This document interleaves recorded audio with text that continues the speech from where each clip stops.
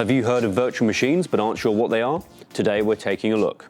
A virtual machine, or VM, is a software-based emulation of a computer system which runs an operating system or application. It can provide the same functionality as a physical machine, your standard computer or server, and runs on the underlying hardware of a single host system. In cloud computing, VMs are used to extend the capacity of a physical server, with a hypervisor running to create and manage multiple VMs.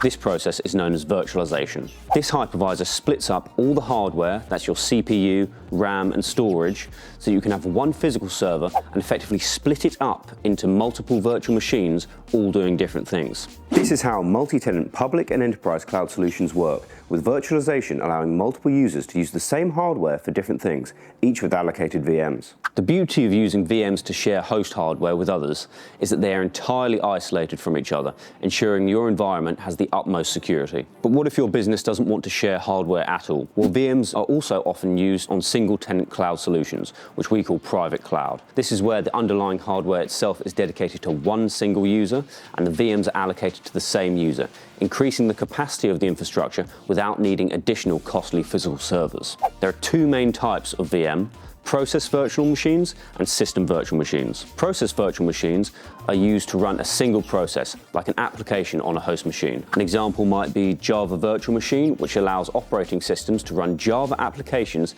as if they were native to the system. A system virtual machine operates as a full substitute for a physical machine. They provide functionality to execute entire operating systems. The introduction of virtual machines made cloud computing more affordable and accessible, bringing its benefits to all of us. Previously, a cloud solution would need many physical servers. The same workload can now be achieved with less physical hardware.